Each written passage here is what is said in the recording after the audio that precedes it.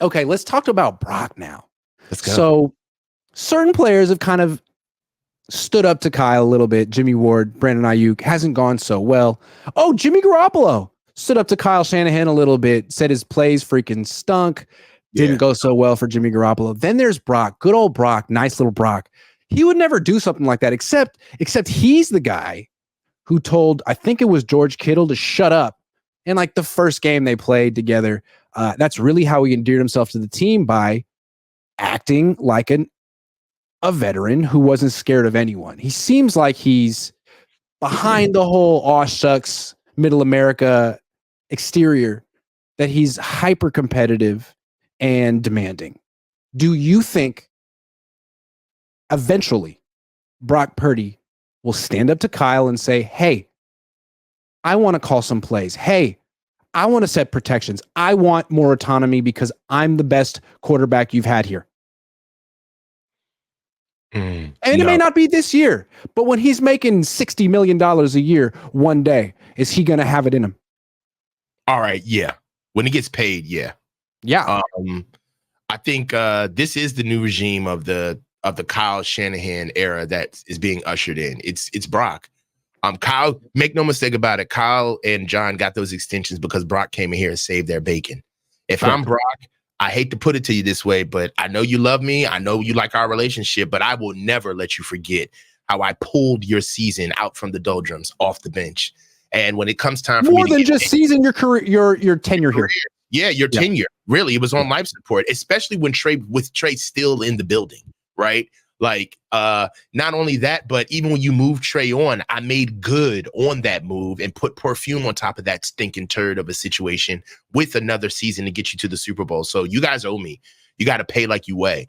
On top of it, the way this team is built is going to have to be in the auspices of how I am growing, right? So, I understand that you guys like Deebo Samuel and you guys want to pay Christian McCaffrey, but the facts are is that I need offensive line to protect me. Brock can only do so much standing upright. The most of it is him being able to protect himself and be able to run the team the right way. I think that they kind of created a monster in that they say that they like the bedside manner, if you will, of how he came in as a quarterback, but they're going to get what they asked for.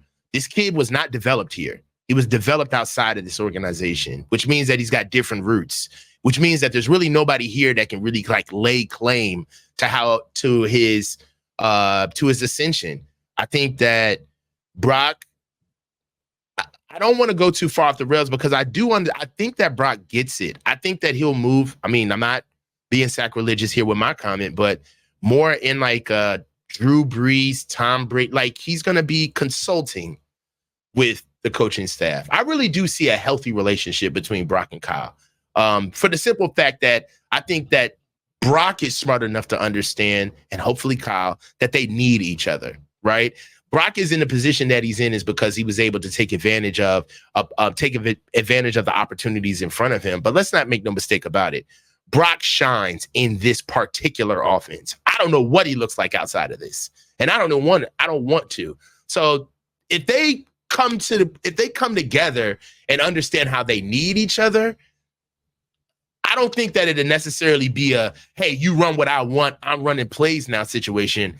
But if Kyle lets it happen, I think that they could come into a really good blossoming relationship, especially two offensive guys, almost like a Sean Payton and Drew Brees.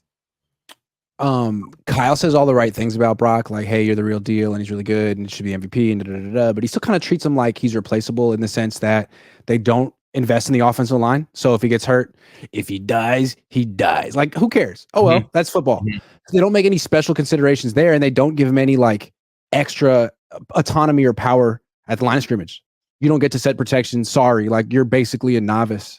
Yeah, that's how they treat him. What are you going to say? Did Jimmy set protections? No, absolutely not. But like the whole idea is Brock's so much better. Okay, but Brock is so much better, but he's inside of the same system. I think when you start seeing Brock doing things that are not traditional to what we've seen out of most quarterbacks, those are going to be things that virtue signal towards his growth, right? What I wanted to say, though, is that like it's fine to do that when he's making $900K a year. But once they give him the extension, If they continue to not invest in the offensive line, if they continue to treat him like a novice who can't have any power of his own at the line of scrimmage, then Brock can say something. And he can say it in a diplomatic way, but he could say something like, geez, it'd be nice if I could just had a little time. Or if I could be in charge of setting the protections myself, maybe I wouldn't be injured all the time. Things like that. And if it comes down to Brock in his prime, if he's proven he's a top-level quarterback worth the contract, or Kyle, I mean, the Niners will sign with Brock. So I think eventually he could stand up to Kyle, and that would be the biggest threat that Kyle's ever had to his authority. A top-level quarterback with a mind of his own who doesn't necessarily agree with Kyle on everything and won't accept being scapegoated. Okay, so I want to push back. Listen, man, we heard what Jed said. It's a little different now because Jed is actually running the organization, right? It's his now. Are we quite sure that the Niners would side with Brock over Kyle? Really think about that. Well, again, if he's a really legit quarterback and his issue is he doesn't have quite enough time or he doesn't have enough power compared to guys like Jordan Love or CJ Stroud, like that's a legitimate gripe. And if Kyle won't give it to him, then maybe the answer is trade Kyle and bring in a coach who's more invested in Brock than himself. Okay, and I hear you. I just don't think that that's viable. Kyle's a little more than the head coach here. In order to remove Kyle, the membrane is kind of getting set in, Grant. Like he's here with the front office. I mean, at this point of the game, we don't even know what Kyle's level of access is to the organization, especially to Jed. And in certain ways, you heard how they told that story. They talk about that Brock story with Kyle as the genesis. Like the Bible of Brock starts with Kyle Shanahan is the first book in that Bible. And that's Kyle is the guy that told me, hey, he's our guy. I think this guy's better than the other guys that we have. Like you see how Jed talks about how Brock came into our organization. He gives Kyle basically all of the credit. I get ready for a ride, man. I see the Niners being way more ingratiated to their bottom line than they are like what makes sense. And if this was on an organization where things make sense, where the coach is no bigger than a good quarterback, and we all know that, organizations will take a quarterback over a coach in a heartbeat. Yeah, I get that. But that's not, would you say that this is just a little bit of a different scenario? Well, that's what I'm saying. Like Kyle has been at the Niners love Kyle because he's made them relevant without a franchise quarterback. It's tough to be relevant in the NFL if you don't have a franchise quarterback, and Kyle makes you that. But if Brock's a franchise quarterback, then Kyle once again isn't as important to the team anymore. And if Brock is a franchise quarterback and he really has the demeanor of Tom Brady, Peyton Manning, Drew Brees, then when he's 26 or 27 making all that money, he's going to want control of the offense, some of it. And if Kyle won't give him any, and continues to treat him the way he treated Jimmy when Jimmy was one of the higher paid players in the league, then there could be some tension between him. And I don't know, it seems pretty typical to side with the quarterback if he's that guy. Like, you're not siding against Peyton Manning or Drew Brees. I'm not saying Brock's that guy. But if you pay him and he becomes that guy, then Kyle needs to get out of the way eventually.